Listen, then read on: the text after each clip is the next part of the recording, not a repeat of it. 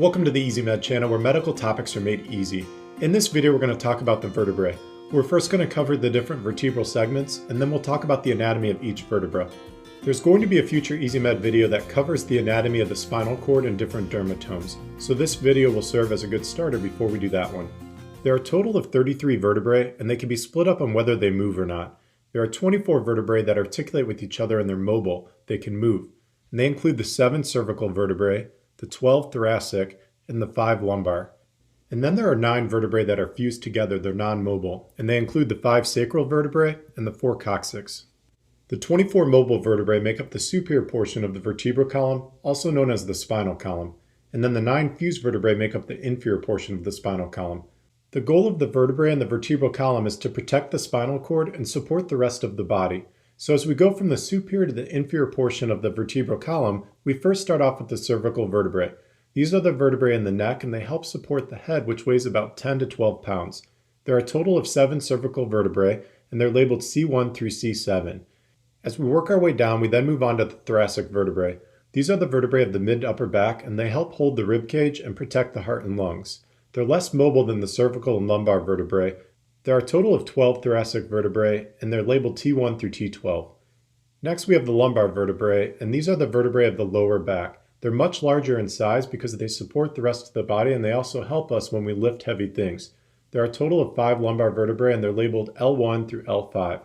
So as we said before, the 7 cervical, 12 thoracic, and 5 lumbar vertebrae make up the 24 mobile vertebrae, and there's an easy way to remember how many there are in each of these vertebral segments. Just remember breakfast, lunch, and dinner. For breakfast, you can remember 7 a.m., and this will correlate with the 7 cervical vertebrae. For lunch, 12 p.m., this will correlate with the 12 thoracic vertebrae. And for dinner, 5 p.m., this will help you recall the 5 lumbar vertebrae. Next, we have the 9 vertebrae that are fused together. Remember, we said there's 5 sacral vertebrae and 4 coccyx. Starting with the sacrum, these are 5 fused vertebrae that are labeled S1 through S5, and they connect with the hip bones to form the pelvis. Lastly, we have the coccyx, which is the tailbone, and these are 4 vertebrae that are fused together. There's an intervertebral disc located between each of the mobile vertebrae, with the exception of between C1 and C2. The intervertebral disc forms a cushion between the vertebral bodies so the bones don't rub together. Let's now take a closer look at the disc. There are 2 main components to an intervertebral disc, the annulus and the nucleus, and they actually function opposite of each other. The annulus is made up of fibers that crisscross and help hold the vertebral bodies together, whereas the nucleus is a gel-filled sac that pushes the vertebral bodies away from each other. A fairly common back problem is what's called a herniated disc. This is when the nucleus protrudes through the annulus and compresses on spinal nerves, which can cause quite a bit of back pain. Now that we have a good understanding of the different vertebral segments and the intervertebral discs, we're going to talk about the anatomy of each of the vertebrae. The overall anatomy of each vertebra is fairly similar, with the exception of C1, C2. They have a little bit of a different shape, so we're going to start off by talking about those first. C1 and C2 are the first 2 vertebrae of the spinal column, and they're part of the cervical spine. C1 is also known as the atlas, and C2 is also known as the axis. C1 is shaped more like a ring, and it's located right below the occiput of the skull. This allows us to move our head up and down as if we were saying yes. C2 has a projection coming off of it, known as the dens, also known as the odontoid process. This allows us to move our head right and left as if we are shaking our head no. The rest of the anatomy and features of each vertebra is fairly similar, and we're going to talk about those now. We're going to use several different images to walk through the anatomy of each vertebra. The orientation of the image on the right is with the anterior aspect facing upward and the posterior aspect facing downward. So let's talk about all the anatomical features going from the anterior part to the posterior part. So we're going to start off with the body. This is the weight-bearing portion of each vertebra. And as you work your way down the spinal column, the vertebral body gets larger in size because it needs to support more weight. Remember that there's an intervertebral disc between each of those mobile vertebrae, with the exception of between C1 and C2. As we work our way posteriorly, we get to a hole in the vertebra, and this is known as the vertebral foramen, and it's where the spinal cord travels through.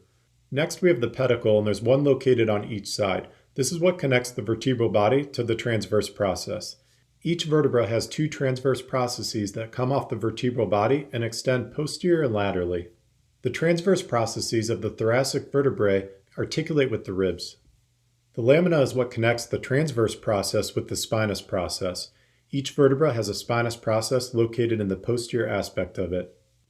Lastly, each vertebra needs to be able to articulate with the vertebra above it and the vertebra below it, and it does so through a couple different articular processes. First, we have the superior articular process, which is located at the superior portion of each vertebra, and it allows for that vertebra to articulate with the vertebra above it or superior to it.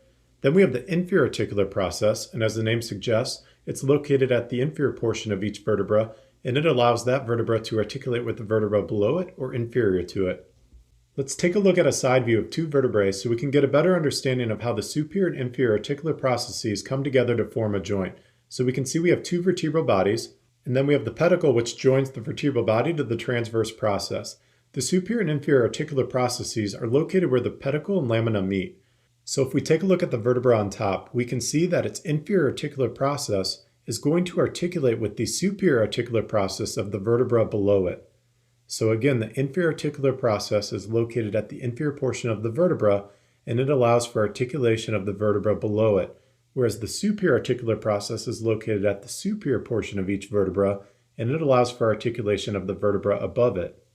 There's one more anatomical feature that's unique to the cervical vertebrae, and that's a foramen that's located on the lateral side of the vertebral body. It's called the transverse foramen, and it allows for passageway of the vertebral artery, vertebral vein, and sympathetic nerves. Hopefully this was a good summary of the vertebrae. Please give the video a thumbs up real quick before you go, and if you're new to the channel, make sure to subscribe so you don't miss out on future videos that make medicine easy. I'm going to link down below the EasyMed blog that correlates with this video. Thanks for watching, and I hope you check out future videos.